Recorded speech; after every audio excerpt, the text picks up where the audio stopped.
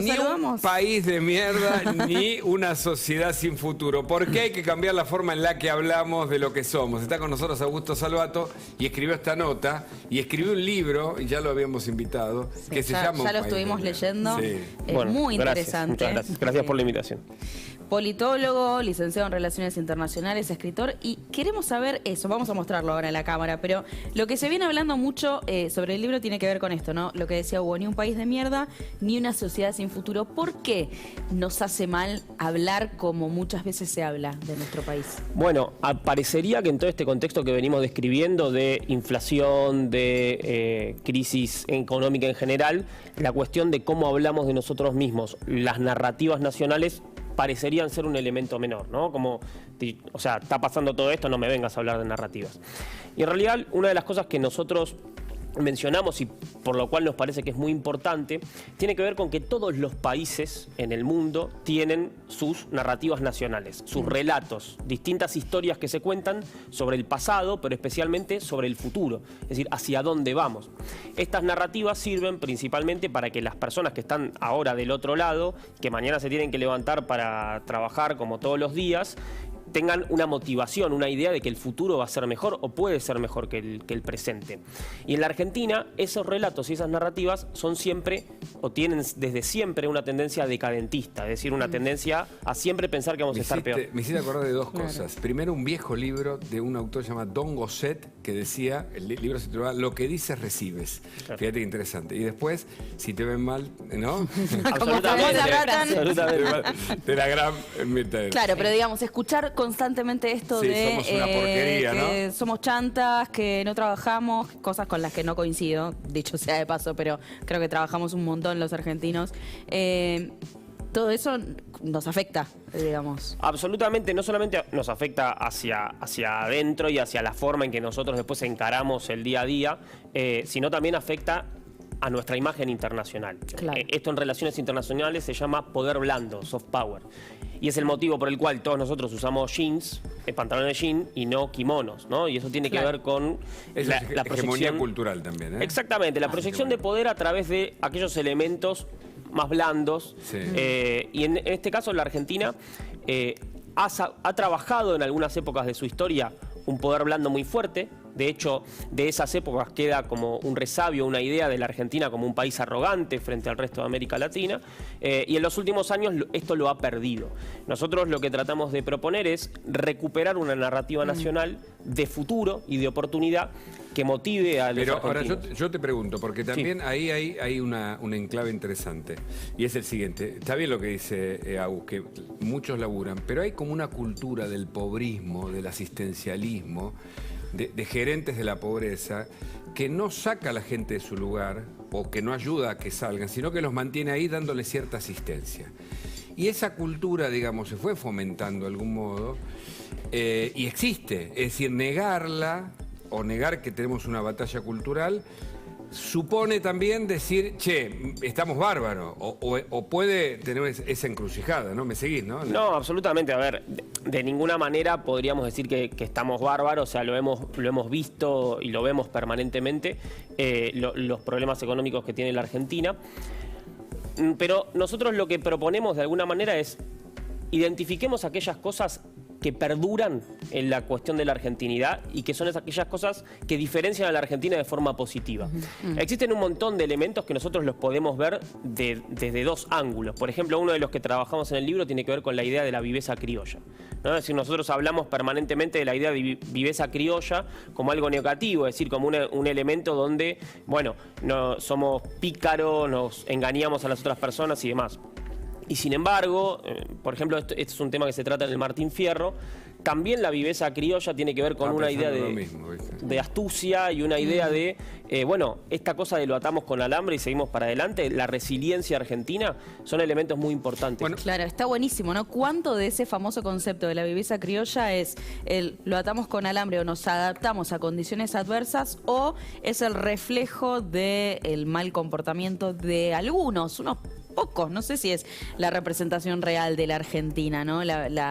Lo que se trata de ubicar a la viveza criolla como es igual a el chanta argentino. Probablemente es un poco de cada cosa, o sea, todos los países tienen esta se quiere, multiplicidad de personalidades, pero al mismo tiempo la Argentina tiene un montón de valores que tienen que ver con esto, que son muy positivos. Exacto. Y en los cuales quizá los miramos menos, ¿no?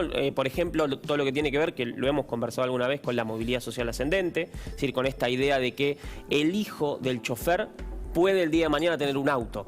Y eso es lo que nosotros apuntamos y queremos como sociedad, a diferencia de otras sociedades de América Latina. Entonces, creo que hay algunos elementos interesantes para pensar la Argentina. De hecho, se busca mucho el talento argentino en empresas internacionales justamente por esa capacidad de adaptarse, ¿no? De resiliencia, digo, en situaciones adversas. Bueno, Facundo, Civilización y Barbarie, que el libro de Sarmiento un poco discute esto. Es la gran discusión de la identidad argentina también, me parece, ¿no? En un punto.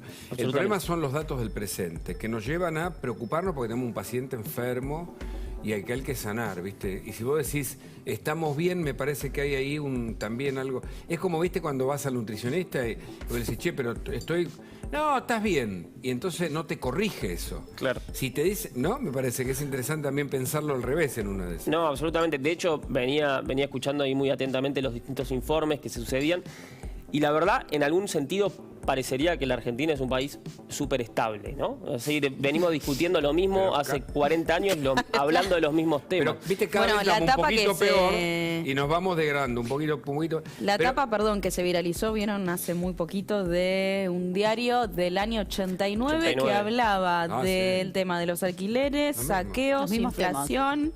Era un Marty McFly yendo en el DeLorean al pasado y volviendo hoy, traía la misma etapa. Vamos 20 años para atrás, 2003, vamos a hablar también de saqueos, también del Fondo Monetario, también vamos a hablar de la cuestión del tipo de cambio. Es decir, hay una especie de circularidad que también en la discusión de temas lo que genera es el escenario, porque también he escuchado hoy a la mañana a los candidatos en las elecciones de Santa Fe que decían, bueno, queremos que la gente vaya a votar, ¿no? Y efectivamente, si vamos a las PASO nacionales, vamos a ver que hay una elección de 4/4, ¿no? Es decir, el candidato más votado es el que no fue a votar. O sea, hay 12 millones de personas. 11.100.000 personas. Y si sumamos las 900.000, un millón que votaron en blanco. Y una pena cuando estamos celebrando 40 años de democracia, ¿no? Algo que costó tanto. Absolutamente, pero de alguna manera después le sigue Milei con 7 millones. Claro, casi duplicando al segundo candidato. Con 4, Larreta con 3 y pico, así.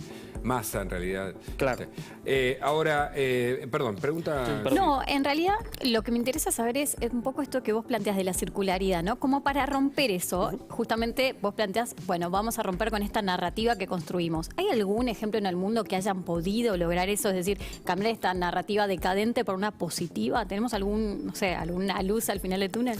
A ver, hay muy pocos países en el mundo, porque es una originalidad realmente.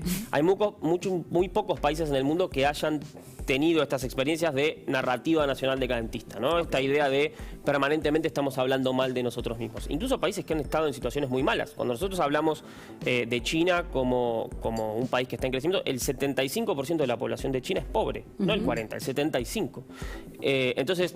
Pero esa pobreza, ojo, ¿es comparable con nuestra pobreza? Es una pobreza mucho más estructural, una pobreza mucho más difícil. Porque la pobreza de Haití es muy distinta a nuestra pobreza. Así, cada pobreza tiene sus condimentos. De hecho, nosotros medimos a partir de una configuración que mide clases sociales, nivel educativo, y es propia. Y tiene, por supuesto, correlatos a nivel internacional. Pero está bien, perdón. No, y tiene que ver con elementos con los que nosotros nos queremos comparar también, y eso es algo positivo como sociedad, porque si no, también parece como que uno siempre intenta compararse hacia abajo, ¿no? Y eso de ninguna manera es... que en el marco de América Latina tenemos el salario más pobre hoy, o de los más pobres, y la jubilación más pobre.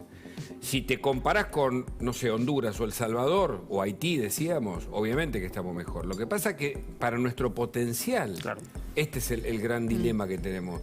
Estamos con una pobreza estructural del 25%, una pobreza del 45%, y 6 de cada 10 chicos son pobres. Esos datos son... ¿Viste? Es como para nada. Y los dirigentes que nos llevaron ahí salieron de nuestro propio voto. Es decir, somos los responsables, ¿no?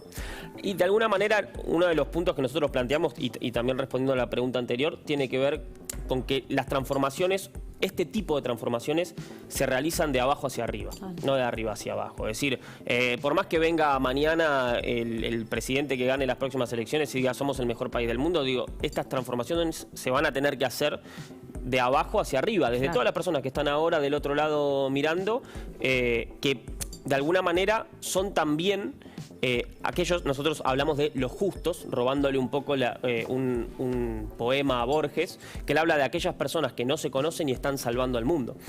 La semana pasada estuvimos presentando el libro en Corrientes y se nos acercaron un grupo de empresarios, emprendedores que nos decían, mira, nosotros trabajamos en la industria del arroz y usamos imágenes satelitales de satélites argentinos, de Satellogic, las combinamos con el uso de inteligencia artificial y en función de eso tomamos mejores decisiones sobre cuándo inundar los campos de arroz y cuándo no. Mira. Entonces, cuando vemos que esas cosas pasan en la Argentina y suceden en todos los puntos del país, también vemos que existen dos Argentinas, ¿no? Hay una Argentina que está encerrada en esta circularidad y hay otra que está mirando hacia el futuro, que es pujante y que también tiene una visión y que es muy prometedora. Y ese es un mensaje que nos gustaría dar. ¿Crees que hay una batalla cultural, como muchos pensamos, en términos de una mecánica? Cuando yo hablo de pobrismo, yo creo que hay ciertos gente que trabaja para el pobrismo o que lo hace adrede, digamos, todo el sistema de mantener a la gente bajo esa limosna, digamos, es un problema que cuando en Estados Unidos empezaron en la pandemia a repartir cheques desde el Estado por obvias razones, sé que se generaron niveles de desocupación y mucha gente quería quedarse en su casa recibiendo el cheque y no iba a laburar. Esto es un fenómeno reciente que lo están estudiando ahora. Y eso tuvo que cortarse rápidamente porque si no, de nuevo, el asistencialismo te destruye, ¿viste? No, sin duda. Yo creo que hay en la Argentina un gen emprendedor muy fuerte.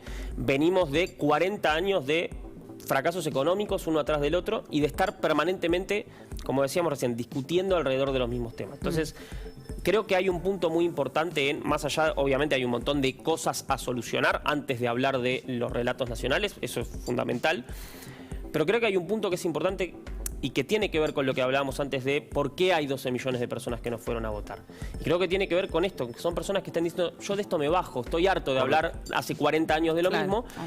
Y hay cosas muy importantes para discutir que no se están hablando y no se están aprovechando para hablar de la campaña. Entonces, si nosotros como ciudadanos no lo ponemos en la agenda, va a ser muy difícil. Está buenísimo eso. Un placer, siempre Gracias. charlar con vos. Volvemos a mostrar el libro entonces, País de Mierda. Ahí está, perfecto. Gracias, Augusto, por Gracias a ustedes, Gracias, por favor. un placer Gracias. tenerte.